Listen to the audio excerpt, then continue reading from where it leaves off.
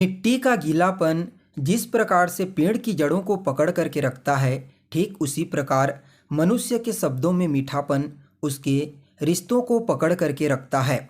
नमस्कार दोस्तों, मैं ज्योतिष आचार्य वासुदेव मिश्रा आपका अपने चैनल सत्य की खोज में हार्दिक अभिनंदन करता हूं। दोस्तों, आज का यह ज्योतिष का कार्यक्रम आप लोगों के लिए यानी कि धनु राशि वालों के लिए बेहद ही ज़्यादा खास कार्यक्रम साबित होगा। जैसा कि आपने थंबनेल में स्पष्ट रूप से देख ही लिया होगा कि मंगल का तांडव देखेगी दुनिया, आपकी किस्मत होगी सातवें आसमान पर। भाग्य और सफलता की ऐसी सीढ़ी आज तक नहीं देखी होगी। जी हाँ दोस्तों, आपने बिल्कुल ठीक सुना, कुछ ऐसा ही अब आपको अपने जीवन में देखने को मिलेगा, क्योंकि आज हम बात करेंगे सेनापति मंगल के राशि परिवर्तन प्रभाव के बारे में। जी हाँ दोस्तों, 28 दिसंबर 2023 की प्रातः 3:02 पर भूमिपुत्र मंगल अपनी वर्तमान वृश्चिक राशि को छोड़ करके देवगुरु बृहस्पति की मूल त्रिकोण राशि धनु राशि में प्रवेश कर चुके हैं, जहां पर आने वाले साल 2024 के फरवरी महीने की 5 तारीख तक गोचर करेंगे। फिर उसके पश्चात अपनी उच्च राशि मकर राशि में प्रवेश कर जाएंगे। वैसे देखा जाए तो मंगल एक राशि में लगभग 45 दिनों तक गोचर करते हैं, लेकिन दोस्तों जब मंगल के गोचर की चर्चा होती है तो सदैव इसकी चर्चा बृहद रूप से की जाती है, क्योंकि कर्म प्रधान विश्व रचि राखा। जो पुरुषार्थी हैं, जो पुरुषार्थ में विश्वास करते हैं, कर्म में विश्वास करने वाले हैं, उनके लिए मंगल के गोचर को समझना अत्यंत आवश्यक है, क्योंकि मंगल हिम्मत है, शक्ति है मंगल, पराक्रम, हथियार, ऊर्जा, वाद विवाद, क्रोध और अहंकार है मंगल। अपने इन्हीं कारकत्वों के कारण हमारे जीवन के विभिन्न पहलुओं को नियंत्रित करते हैं। कुंडली में मंगल का बलवान होना जातक को साहसी, निडर प्रवृत्ति का बना देता है, किसी से न दबने वाला, सदैव मेहनत में विश्वास करने वाला। और अगर वहीं मंगल कमजोर हो जाते हैं तो जातक दब्बू प्रवृत्ति का, डरपोक बन जाता है, परेशानियों से शीघ्र घबरा जाता है। इसलिए मैं समझता हूँ हर किसी की कुंडली में मंगल का बलवान होना बेहद ही आवश्यक है। तो दोस्तों, यह जो धनु राशि है यह एक अग्नि तत्व की राशि है और मंगल भी एक अग्नि तत्व के ग्रह हैं, जिसके परिणाम स्वरूप इस राशि में गोचर करते हुए मंगल अपने आप को बेहद ही ज़्यादा शक्तिशाली और प्रभावशाली बना लेते हैं और इनका अद्भुत परिणाम आपको देखने को मिलता है। तो ऐसे में पूरे विस्तार के साथ जानेंगे कि मंगल अपने मित्र देवगुरु बृहस्पति की राशि में गोचर करते हुए किस प्रकार का परिणाम आपको प्रदान करेंगे। मंगल के इस गोचर काल को बेहतर बनाने के लिए क्या उपाय आपको करना चाहिए, हर जानकारी आपको बताएंगे, इसलिए कार्यक्रम को अंत तक देखने का प्रयास करें। और अगर आप अपनी जन्म कुंडली पर हमसे परामर्श लेना चाहते हैं तो डिस्क्रिप्शन बॉक्स में और वीडियो के अंदर आपको नंबर मिल जाएगा, जहां से आप संपर्क करके अपनी जन्म कुंडली का विस्तार पूर्वक विश्लेषण करवा सकते हैं। देखा जाए तो मंगल का यह जो गोचर है यह उच्च अभिलाषी गोचर होगा। जी हाँ दोस्तों, मंगल उच्च अभिलाषी होकर के धनु राशि में गोचर कर रहे हैं। अब यहाँ पर एक बात आपको ध्यान में रखना चाहिए, पहले से ही यह राशि धनु राशि सूर्य की मौजूदगी और देवगुरु बृहस्पति की दृष्टि पड़ने के कारण ऑलरेडी बेहद ही ज़्यादा मजबूत हुआ पड़ा है, और ऊपर से यहाँ पर सेनापति जैसे पराक्रमी ग्रह मंगल का आ जाना तो फिर कहना ही नहीं, यह और ज़्यादा श्रेष्ठ और अद्भुत परिणाम देने वाला साबित होगा। पहले तो यहाँ पर सूर्य और मंगल युति बना करके आपके लिए पराक्रम योग का निर्माण करेंगे, और इन दोनों के ऊपर देवगुरु बृहस्पति जैसे ग्रह की दृष्टि का पड़ना तो फिर कहना ही क्या। इसके साथ ही इस समय मंगल गोचर कुंडली में शनिदेव के साथ तीसरे 11वें का संबंध बनाएंगे यानी कि लाभ का संबंध, और राहु के साथ केंद्र का संबंध बनाएंगे। कुल मिलाकर के देखा जाए तो गोचर कुंडली में यह स्थिति अत्यंत ही श्रेष्ठ बनने जा रही है।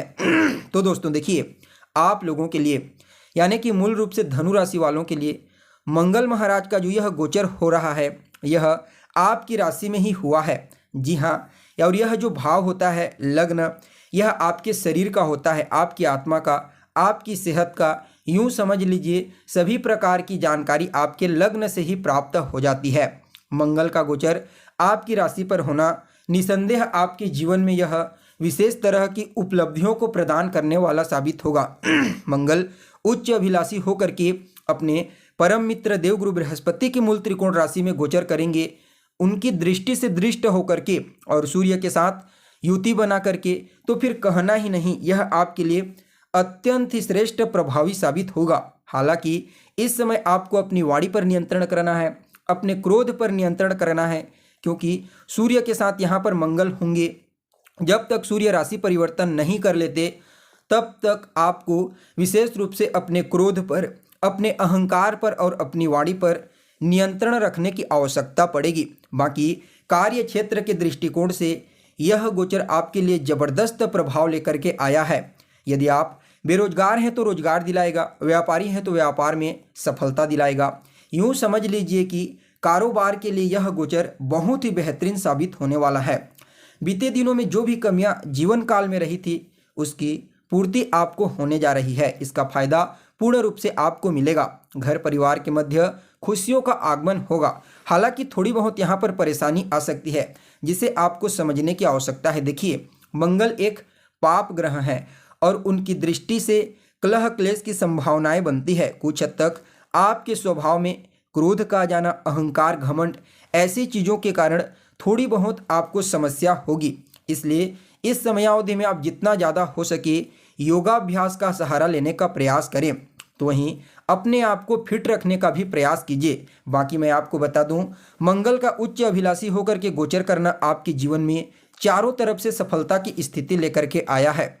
इस गोचर काल में आप जितना ज़्यादा हो सके इसका लाभ उठाइए और इस बात का भी ध्यान आपको रखने की आवश्यकता है कि यह जो राशिफल मैं आपको बता रहा हूँ यह आपकी चंद्र राशि के आधार पर बता रहा हूँ। देखिए, मंगल के पास 3 दृष्टियाँ मौजूद है।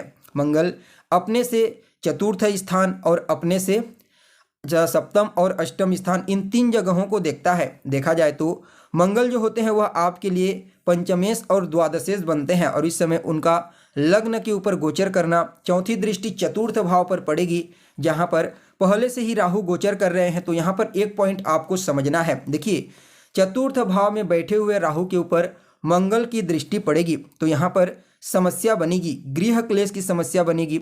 यानी कि आप सफलता के दृष्टिकोण से तो इस समय को काफ़ी बेहतर मान सकते हैं। आप सफलता अर्जित कीजिए, धन अर्जित कीजिए, लेकिन घर आने के बाद पता चलता है कलह क्लेश, माता के साथ मतभेद, वैचारिक मतभेद, जीवन साथी के साथ कलह क्लेश, तो आप कितना भी धन कमा लीजिए, सफलता प्राप्त कर लीजिए, उसका कोई सुख आपको नहीं मिलेगा। साथ ही साथ इस समय आपको अपनी माता की सेहत का ध्यान रखने की आवश्यकता है। यहाँ पर किसी भी प्रकार की कोई भी गलतफहमी इस समय आपके वैवाहिक जीवन में समस्या का कारण बन सकती है। इसलिए एक दूसरे को समझने का प्रयास कीजिए। किसी भी प्रकार की गलतफहमी होती है तो आपस में बैठ करके वैचारिक विमर्श करके उस गलतफहमी को दूर करने का प्रयास करें। वैसे इस गोचर को मैं आपके लिए लाभ के दृष्टिकोण से, सफलता के दृष्टिकोण से, तरक्की के दृष्टिकोण से अत्यंत ही श्रेष्ठ कहूँगा। अचल संपत्ति से संबंधित कोई भी कार्य अगर आप करते हैं तो वहाँ बहुत ही श्रेष्ठ लाभ प्राप्त होगा। इसके अलावा देखा जाए तो इस समयावधि में आपको यह भी सावधानी बरतनी है कि लाभ के चक्कर में आपको गैर कानूनी कार्य बिल्कुल भी, वैसे तो नहीं होगा क्योंकि देवगुरु बृहस्पति के घर में गोचर करेंगे, फिर भी थोड़ा सा ज़्यादा लालच करने से बचना चाहिए। बस यहाँ पर देखा जाए तो ज़्यादा कुछ नहीं, आपके जीवन में सफलता के, लाभ के, तरक्की के नए अवसर खुलेंगे। बस आपको अपने वाणी पर, क्रोध पर नियंत्रण रखना है और जीवन साथी के साथ, पारिवारिक जीवन में अन्य सदस्यों के साथ आपसी तालमेल बनाने का जितना ज़्यादा आप प्रयास करेंगे उतना ही आपके लिए यह गोचर श्रेष्ठ और प्रभावशाली साबित होगा। कोई भी ऐसा शब्द आपको नहीं बोलना है जिससे सामने वाले को दुख लग जाए, इस बात का विशेष रूप से इस समय ध्यान दीजिए। बाकी यह गोचर धनु राशि के जातकों के लिए हर तरफ से, चाहे नौकरी पेशा हो, व्यापारी वर्ग हो, विद्यार्थी हो, छोटे स्तर के व्यापारी हो या फिर बड़े स्तर के व्यापारी, हर तरह से यह गोचर आपके लिए अत्यंत ही श्रेष्ठ और शुभ रहने वाला है। फिर भी इस गोचर काल को आप और ज़्यादा बेहतर बनाने के लिए हनुमान जी की शरण में चले जाइए, हनुमान जी की आराधना कीजिए। विशेष करके मंगलवार के दिन जाइए और शिवलिंग पर शहद अर्पित करें मंगलवार के दिन, इससे भी आपको फायदा मिलेगा। तो दोस्तों, हमें कैसी लगी आपको जानकारी कमेंट करके बताइए। फिर मिलते हैं एक नए और ताज़ा एपिसोड में, तब तक के लिए नमस्कार।